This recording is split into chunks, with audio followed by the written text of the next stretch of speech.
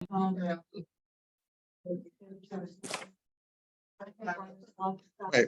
again, I just do what I can do. So much for joining us today for our August 8th. Delighted that you're even in the rain. And welcome to anybody that's joining us on Zoom. We will be today, so afterwards, if you want to, or if anybody was not able to be here. My name is Christy Matthews, by the way. I think I've met most everybody in here. And I'm the AMP president this year. Just a couple of quick announcements. One is that we will have an AMP membership special, and also a membership special that starts September 1st. If you know somebody that would like to join, they can get 6 months for the price of their membership. So if they join September 1st, they'll actually be a member for a year plus the extra 3 months until the end of next year. And that is true of an NFPW membership or an. So we'd love to have more folks join us who are interested in media. The other announcement is that in our most recent newsletter, which I think some people are going to get on the newsletter list, I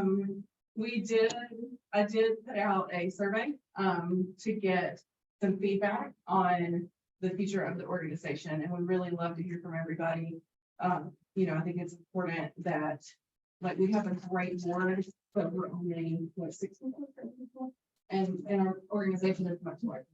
So I think we have lots of great folks and good ideas that we'd love to hear from. So with that being said, I'll turn it over to Clay to introduce our speakers. We got a great lineup today. It's actually a little different from the one that.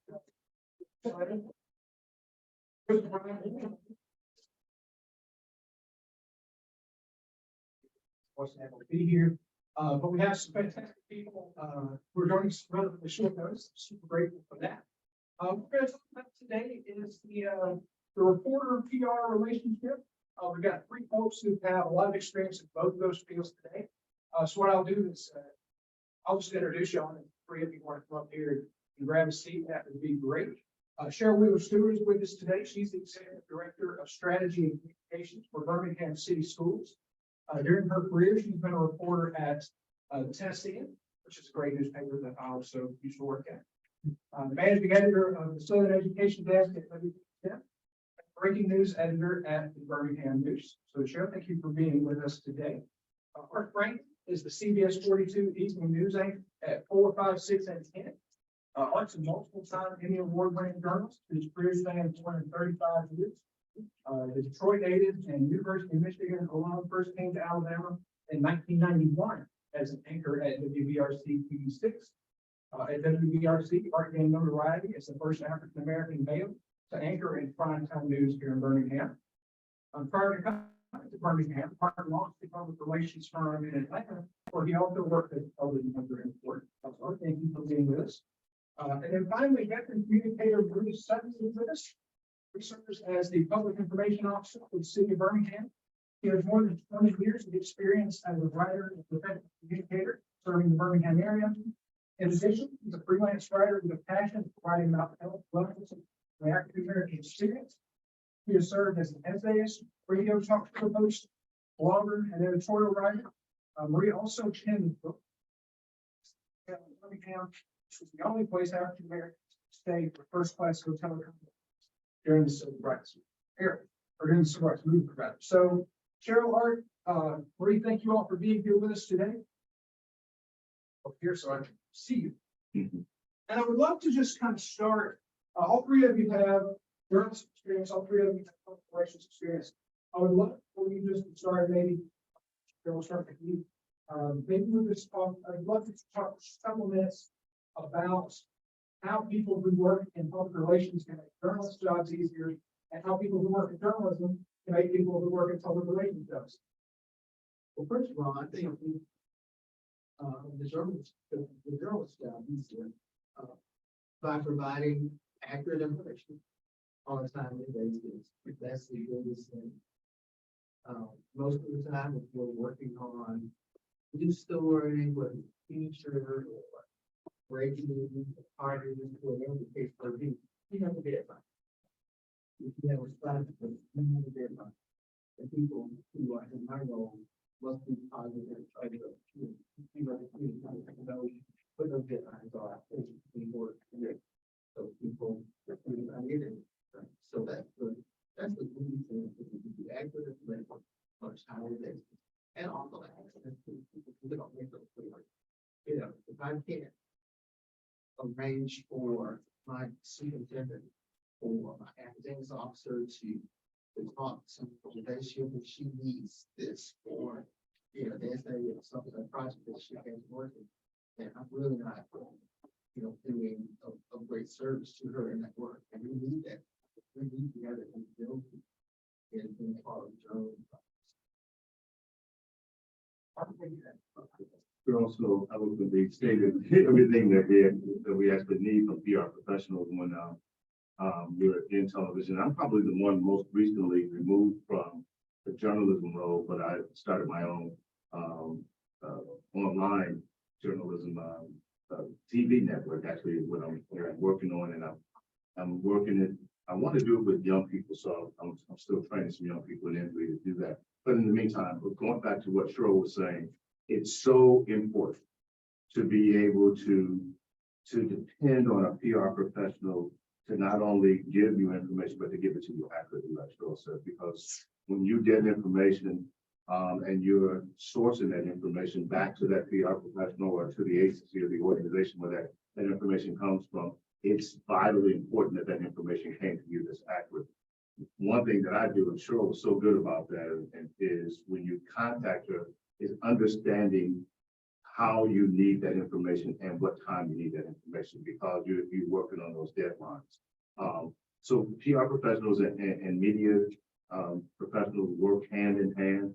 Certainly, we can do it without them because we want to get the information from those who are making the news.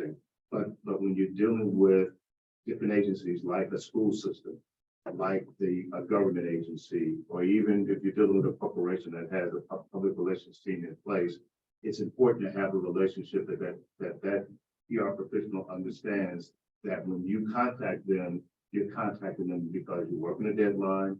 You let them know that. I think that's also important when you contact that PR professional, that you let them know this is information I'm working on for a story for the 5 o'clock news or the 6 o'clock news, and I need this by a certain time. Or if you're in the newspaper that, you know, we're running this story tomorrow, or we're going to run the story later, especially with digital news today. Things are moving a lot faster than they were back in Cheryl's early days in print. But that relationship is transactional. It goes both ways, and we understand that while we're getting information from the PR professional, it's important for that media person to understand that they're maybe for the PR professional to know that that media person can really give them credibility with their clients, because their clients are dependent on to get their messaging out, because that's where it becomes really transactional. The understanding to your client, making sure your client understands we don't kill stories. And that's a lot of that. And that, I think I want to make that point clear. When I talk to clients before, when you start talking to new clients, and it's like, hey, when the story is bad, can you feel that? Can you get that? No, we don't kill stories, but we do make sure that we get the right messaging out. And that's why that relationship is important with the media professional, because when you contact them with your messaging, they may be more apt to get that messaging out than not. Well, gosh, adding to the legends would be. But I'll say, one thing I've noticed for sure, I work for the city of Birmingham now, but before that I was at UAB. When I first got to UAB, the communication department set up like a newsroom. It was literally all former journalists. We all wrote AP style, and so we were able to speak seamlessly in communication. So we speak the same language, we have the same rules in terms of writing. When we're pitching stories and thinking about stories, we're thinking, okay, how can we make their life easier? How can we provide short bullets? How can we provide, like I said, bulleted information? It's the flu season's coming up, so how can we come up with news you can use and have a doctor who can talk about that? So we're thinking about how we can make the life easier of the journalists and provide them with a polished package that basically they can take it and perhaps put a little spin on it. sometimes you're not spending it all and just take our name off and put their name on. But that's the trend I have seen. I've literally everywhere I've worked so far, I've been surrounded by former journalists. And so they already know how to tell the story. So they're thinking about what are the needs and how. And I pick up on something you said there, because I think more than ever before, what we're seeing today is journalists or news organizations using information that was given to them by a PR professional. When I started out, and I'm sure before me, we didn't do that. Right? I mean, we didn't use video news releases, Those taboo. yeah, we had to get our own information, our own sources, our own everything. Like you may help us start, but you said something else also. When I get a press release in the newsroom and it goes, here's the data, here are the bullet points of what you need in this story. Here's the contact person. Here's some B-roll of it, and here are a few pictures. Here's a bio of the person. Here's a biopic. That helps so much more, whether I use it or not. It still gives me a starting point, and it certainly gives me a reference that I can use. We had a situation, back in June. The Buffalo High School graduation was last weekend, and Fred Davenport, who's my one of my video specialists. Major, yeah. He comes up to me and he says, Cheryl, did you know triplets are graduating in this class? Well, triplets, no one told me. So at first, I just freaked out because no one had told me. I didn't have a chance to be the typical setup with a U4 story like that. I don't know. If I had known, I would have, informed news directors and producers in advance. I would have talked with the parents. We would have done a lot of things to set it up to ensure that it was an easy story to roll out. Right. So what we did was, we've been allowed to purchase some really high quality camera equipment in our department. And I got with a counselor while the ceremony was going on. I had these 3 kids as soon as it was over, because there were no television stations, no AL.com, no one was covering the graduation.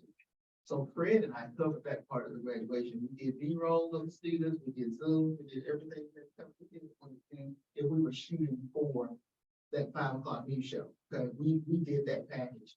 And so as soon as it was over, we got the kids back in a nice quiet spot. I did interviews, he did the videotaping, he did some interviews, and we took them in front of the stage. We did all kind of stuff that we go into a package. Within an hour, we had disseminated that with a nice little intro, with some pull-out shots, everything. Every one of the major networks ran a story like that. A local affiliate. The local affiliates, ran everyone. Not the network, but the local affiliates of that. All of these that, and several of these different pieces. Because both of us, Fred and I, both are journalists, and we have a pretty good idea of what would make a good story. That was a good story.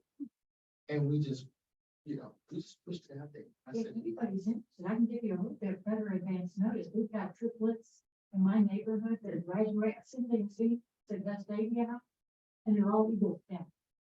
We got a story. That's a great story. That's a great story. I did this Birmingham school, and so then push that out. But yeah, that's a good story.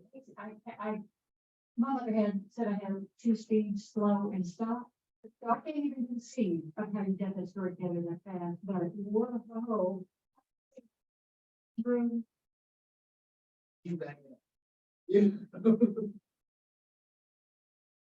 like to follow up on something that you raised, Maria, that the fact that we see sometimes piece of public relations content go out and the reporter just takes the name off of it, puts their name on it, doesn't put anything on it, slams it on paper, or slams it on a website. A lot of us who have journalism training, we taught not to do that. But we still see it happen all the time. I would love to know, as a person who's working in public relations, who's writing that content now, how do you feel about that? Well, I feel some kind of way. But I'm also happy that it's out.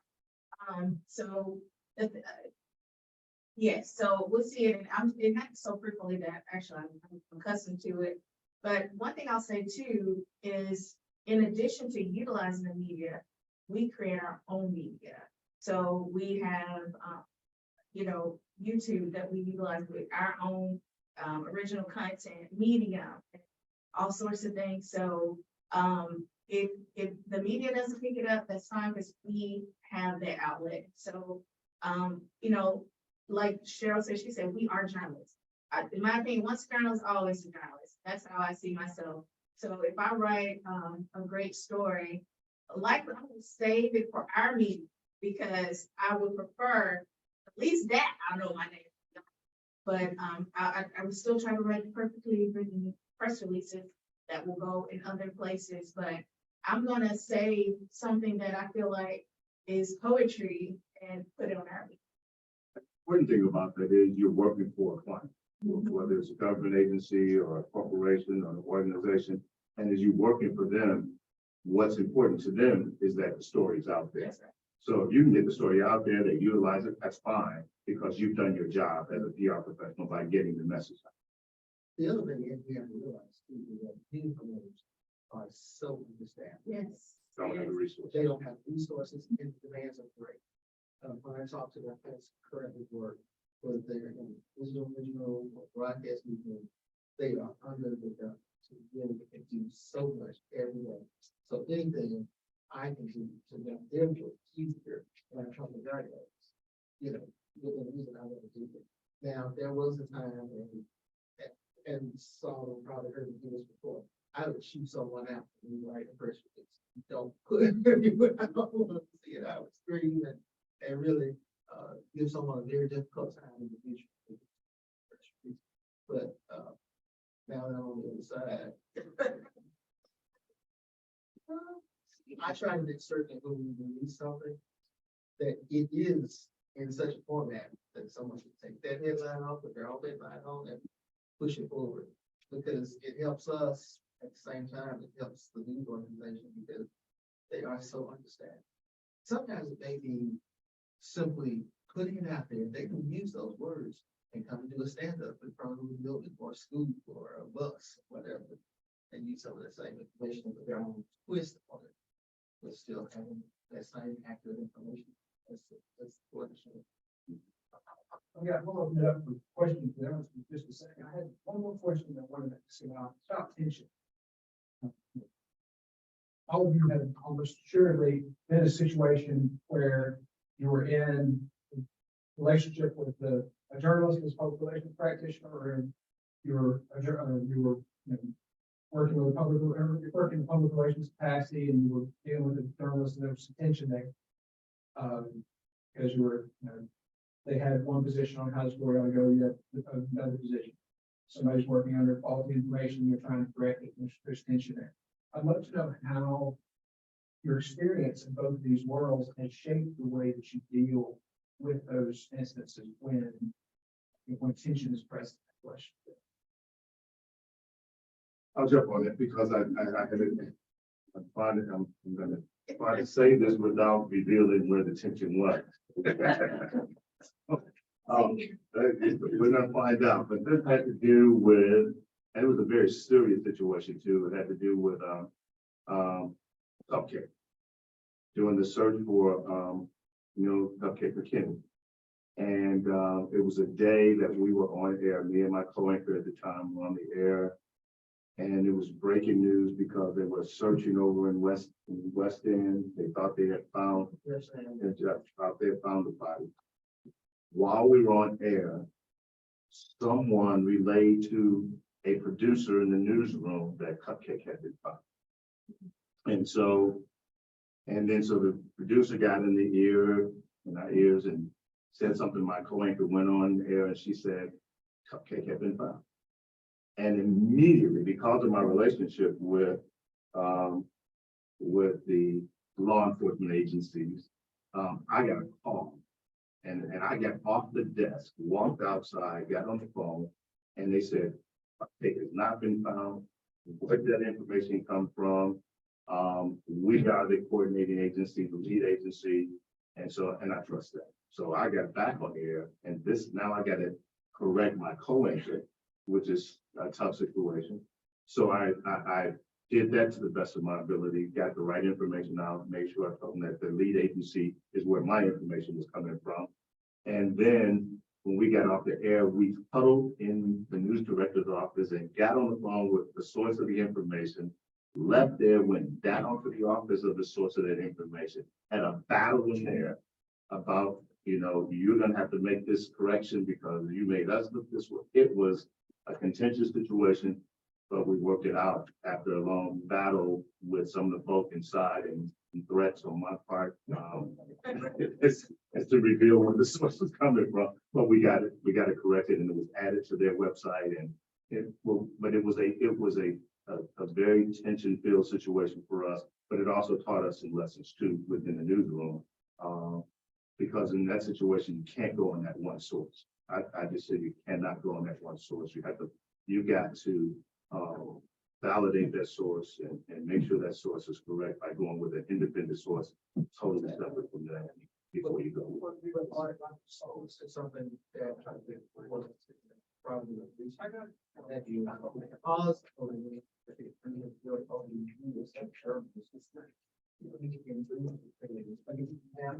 Yeah, source that can help us do a better job in our current roles. Because we can call them, or even before then, when he was sitting on that paper desk, he had those resources when he was reviewing. She had filing in terms of that report. You had those sources. No, you don't need those. Carry all of that. And some of the sources are right here. Because it's not like Cheryl hasn't called me before and said, you guys went on air and said, let's correct that. And from the mayor's office, we're fortunate to have PR professionals who understand that the relationship between journalists and PR professionals is one that has to be a good one in order for both to be successful in what we do. Archie mentioned earlier that sometimes you have to explain to the client, but you can't just make a story go away, Correct. which I assume can be a contentious discussion as well. How does your work as a journalist inform those types of discussions? Fortunately, 38 years as a journalist, couple of Emmys and Edward R. Murrow along the way, helped them understand that what I'm talking about, it has some validity to it and has some value to them. And they trust, if we get into those conversations, I think I can give them enough information to help them understand that's not my role. It's not my role to try to make stories go away. If the story is out there, our job is to make sure now that we do our best to put your best foot forward, get your best messaging out there, and then try to get in front of the story before it's out there in that way. But it can be a problem for some, and I'm in Atlanta. I remember there was a client in Atlanta in DeKalb County who expected us to do that, my agency, to make it go away. When it didn't go away, we had to part with that client. Stories don't go away. Yeah. Not a Yeah. don't go away. We had to part. Like, if you don't understand, then you're not the right client. And sometimes you gotta be willing to do that. Anybody have any questions? Um, I just wonder if, in either your journalism roles or in PR roles, you talked about your, distaste for trying to be forward sales stories. Have you ever had anybody's boot on your neck to keep you from telling the story in first place? Go back to a story I did in WBRC many years ago. And this was the story about Lighthouse Street, I think. Lighthouse Street. Well, it was above the legal limit for the alcohol content. Yes, and I got a source who gave me that information, and then once we checked it out, found that it was true. And I was an investigative reporter that I'm part of the I team as well as the anchor over there. And when I did the story, they had to pull all Ice House beer off the shelf all across the state of Alabama. So you can imagine that client lost millions of dollars tried to put pressure on us. And at that time, I have to say WBRC held firm. They trusted the story, that, hey, the story is right. We're gonna lose money because that client pulled their advertising off our air. Today, I don't think that would happen. I think today that client would probably win. I think things have changed so much that it's about, that client would win and my story would not have probably made it. But back then, it was about doing what was right as opposed to pleasing the client. So that can be a difficult situation. I don't know if anybody else had. I've had it, I think it happened so many times, there were people who would try to present stories and accuracy and say, I don't know, that's the end, I don't know, they call it, they call it. Yeah, I had one situation where, story was going to run. There was a politician who did not like the structure of the stories, the story was accurate. Very good. So that politician was not pleased with what the reporter and the editor on staff that Sunday night had told them. So this person said, well, I'm just gonna call sheriff. Well, this person called me and called on a Sunday night to tell me why that story should not run as it was. And I said, tell the story. And please do not call me on my personal line at home with this foolishness again. And so I hung up and don't call me and the story didn't run as I'm doing the same thing. the person then. Tell Siri Monday. about like we're having a meeting, but whatever. I asked you, and you said. I didn't invite him, but I meant to say something to him, but I forgot. And also tell him what I did, what I said, and how I learned that story to run. And I love Tom Scared, but when I was here, he listened to the person left, and he called his office. Stop. That conversation. And then get down.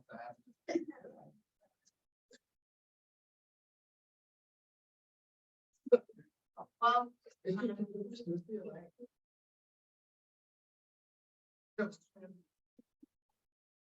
remember one situation, I was a very young journalist, or I was learning to use, I was at the Martin Week.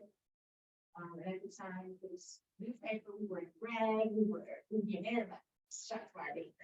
So, there was a particular person in our community who is, outspoken. Once he finds an issue, he was shouted from Red Mountain. And so I was interviewing him for a story. And after, the editors read through it, they were good, they said, oh, this person was fired. Will you double check with them? So I called him, I said, I learned that for this part, I just want to make sure I, got that information correct. Well, who told you that? And nothing was out. And if you put that in, I'm gonna sue. Now, keep in mind, I'm a young reporter. First, I've been threatened to be sued 4 times later. But we did make sure we did our due diligence. We confirmed that he had been disbarred, and it was relevant to the story. If it was not relevant, then it's relevant to the story. I was literally terrified because this is the person who would come to your job with a bullhorn. Just, you come down to the car, we put it in the story, and I still haven't been sued yet. Because it was factual, it was not religiously, and it was right. Well, John, it was the same person that said, name that's a come, and just barred Birmingham. This person is still around. Back in 2016. And called about the similar story since they had started their own organization with the name of in their organization. The issue we were talking about, education. But you're exactly right.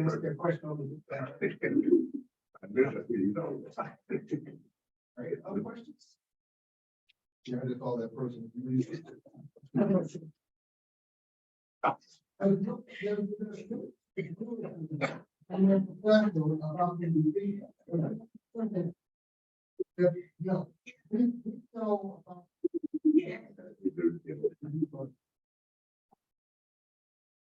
where journalists saw PR professionals are going to that profession as a trip to the dark side. Right, right. So what if we see that as still being change face? And I think that I definitely, that was a fear of mine, because when I tell you, even though I'm the youngest one, not funny. When I decided to go into PR, they were calling flats, they was going to the dark side. When I had an opportunity to take a look at the shop that I was going into, again, all former journalists, all, it's all about AP style, the integrity was there. And so it felt different. Looking at how things were back in the day, where, it was just, syrupy, they would just, some PR people would just write something and it was just like, basically a love letter to their organization, which is fine, but it was, I could see myself doing that. But because there has been a shift in how public relations has been done, I feel proud. And I wear the hat PR person, journalist interchangeably, because at the end of the day, I'm a truth teller. I'm a storyteller. Whether I'm doing it for the city of Birmingham or doing it for Marie A. Sutton, I still use the same person. And over the person, I'll get a call, but email from someone in school. And they'll say, you be out here, but I have to know. You don't get my school here, right? I'm not gonna, see what you produce, or that was not story. But I say, we take your very own photo, we'll put it on our social media page, or we'll do some treatment internally that, let parents and others know about it. But can you imagine if I said Biggie, the assignment man reported to you, I sent her something that I knew without she would call me and said, "Now, Cheryl." Yeah, it's gonna check it. She would say, "Right, you time, but you know, this." But like, I'm pretty sure you would ask. There is a story, there's no stuff right there. I think Vicky was telling us to anybody that she doesn't think, yeah, Vicky, she is very straightforward, and I love working with her. But to add to that, while I may have thought that it was going to diminish my journalistic credibility going to the other side or the dark side, it turned out to be much more of a valuable tool because of the journalistic experience that we had. We were much more respected as PR journalists, as opposed to, and I'm not, to diminish anybody else who did not work as a journalist before being a PR specialist. Because we had worked, we know what you need, we know what you're up against, we know what you're trying to accomplish. I found it to be more respect than I ever anticipated. Now, on my side of it, then I had to then keep journalists in check because I know what they're looking for. So now I'm protecting my client in a different way because I was a journalist. Case in point, when I was in Atlanta, and I had a mega preacher was charged with a number of indecent acts, and then we had to come out and face the public. I was fortunate enough because I had a relationship as a PR professional and as a journalist. I was able to call CNN, get CNN to come to the church, but I did one pool camera with CNN. I put all the other journalists in a theater in another place because I did not want them running out talking to my members of the church. I had a press conference scheduled after the service with the journalist, but I also coordinated for my client to speak, step back, grab his wife's hand, with the lawyer up, wait 30 seconds and then walk off stage. So I coordinated everything because I knew what journalists were looking for. And they were upset because they didn't get to get what they want, but then I provided for them later. But when I needed to change the narrative of what I saw out in the media for my client, I had to utilize my journalism skills against the journalists. So, Yeah, watching that, I'm like. Yeah. I had so, you know, so, you know, our Franklin up and over, did the structure, right? yeah, I'm sorry. Other questions? Well, back in the day, before I kind of referenced this, were you the journalist who was part of an orchestration? You know that the PR person is putting things in place. How would you have felt about that? And if your feeling has changed, as obviously it would have, is that a maturity on your part? No, I think the other part of that is because if I was a journalist on the other side, now I'm utilizing my sources to get around that PR person. And I've been, and when I got back in television, I did the opposite. When I knew that, when you know something's being orchestrated, you go around them and find the information and find other sources that you can talk to get your information so that you're not stonewalled by that PR. That's it. I mean, I think. I actually also mind something that I was thinking about recently that I'd love to ask you about. Sharon mentioned. Creating opportunities for journalists as policymakers and people who work in these jobs. And not just not just the journalists interviewing the journalists, but we're seeing more and more of that. And I would love to know, particularly from Sharon Marie, do y'all find that people who work in school system in city, do they feel reluctant to talk to journalists for stories? And if so, how do you kind of convince them that it's a good idea? I think I've been in forensic school, and I have tried to along the way. It's always my position that media are our friends. Because we work together with this.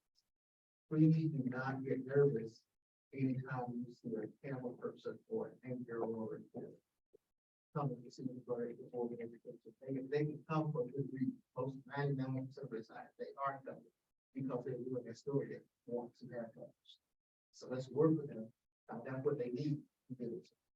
So it's more of an education process. There have been times when things were not as good. And there were, you know, we've had some people in the past who really worked with Bergen League, but that's who were more aggressive and I don't have a problem with aggressive journalists. I mean, there are those who have said that maybe at one time in my life, I don't think so. No. But there is a place for that kind of journalism.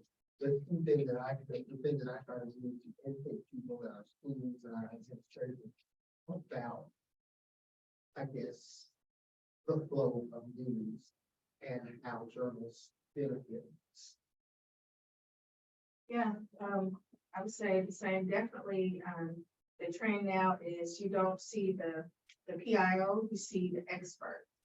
And so what we do, we, like you said, we make sure they understand that, well, first of all, if the media shows up, when the media is here, they know we have a policy in place where they're not going to just speak into a camera.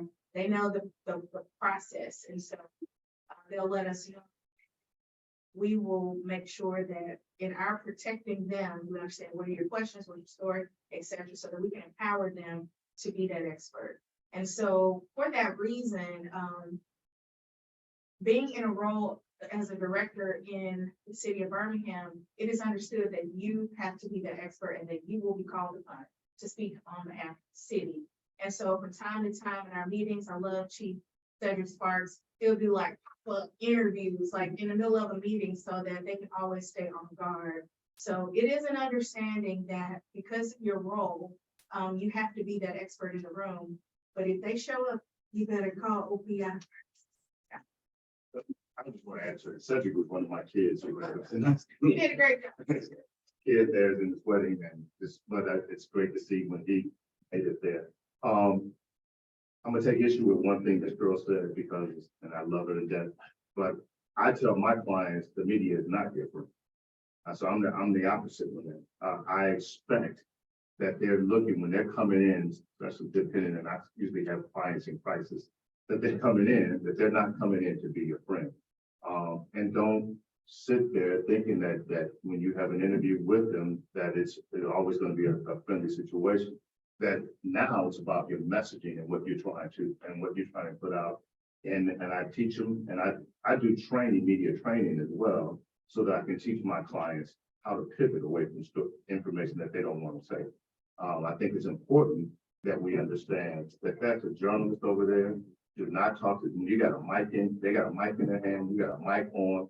Don't talk to them like a friend, because anything you say can and will be used against you if you say it. So I have a different situation. Let me be the friend to the journalist, but my clients understand that journalists, when they talking to them, that it's a transactional situation, that I want you to get messaging out and not just really sit there and just answer their questions because they got questions for you. Now, as a journalist, I was the other way around. You're going to answer my question.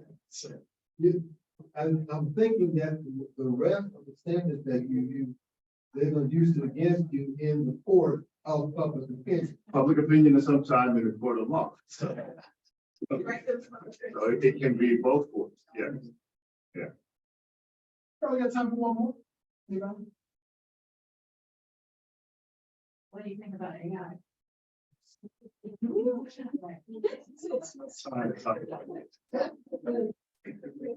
Well, I'll say when I first heard about it, I was afraid because I'm a writer and I was like, wait a minute, you mean to tell me? And so we were told, look, y'all need to get on board. Play with it, you need to figure it out because it's the way of the future. And we talked about it in a meeting. I downloaded it that day, and that weekend I was playing around. I was stunned. I mean, I just did all kinds of things. I even put a scripture in there and I said, write a sermon. It did an awesome sermon from one scripture in AI. So it just really, it blew me away. So we're embracing this. We have a lot of requests for letters and proclamations. And so we are playing around with it in that regard. Seeing how can AI help the young lady who's in charge of that to maybe make that process more expeditious for a draft. And then we go in and we, put our language in there and zhuzh it up and things like that. We're studying it and we are embracing it. I wanted to head for the hills, but it's not smart to do that. So I am embracing. I'm with you. I'm just saying it still needs a lot of study, but I'm with you. It's about embracing it and understanding that the technology can be beneficial to you. Like you, in terms of resolutions, I did it once on a reference letter. Like, that looks pretty good. Let me change a few things here, but I would say it like that. And I wouldn't have to say it like that, but I like that. So I think that it is certainly like when I was in Atlanta and working at a television station. I was at Fox 5 at the time, and they were pushing us on Facebook, and you got to get on Facebook, and you got to do this. And all the anchors, we were like, no, we don't want to be on Facebook, but we had to learn that it was beneficial to us because viewers were there. Your audience was there. And so same thing with AI, as the technology is there, it can be something that can be beneficial to you. So no reason to just take it out the window and say, no, we don't want that, because it's here and it's going to get even better as we go along, but still studying. I agree with Joe, I agree. It's one study and there's and creates greater efficiencies. Thank you three of you so much for joining us. Talk about this month real quick. Yes. So, real quick, in September, we're not going to be here. We're going to see how September meeting in Tuscaloosa. I look more detail about that very soon. We're going to do first, few mini workshops that we're planning. It'll be a 2-hour session. It's gonna focus on working. So be on the lookout for that, and particularly if you're on joining us via Zoom. See. The date on that is September 14th. At the time we're looking at is 1:30 a.m. to 1:30 p.m. It'll be a lunch with you. And it's a way in weekend. Yes.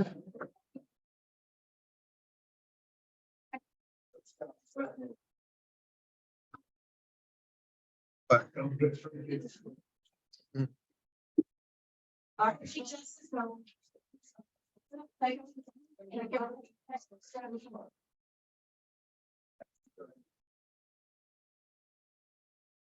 I got goodies if y'all want to pretty much. Thank you, Misty. Appreciate it. For being here. Thank you. Wait, thank you for my. Wait, now you guys are- Thank you. I'll let you go. All right. We'll see you, brother. Yeah. You done? Thank you very much, sir. All right, brother. All right. Take care. Sure.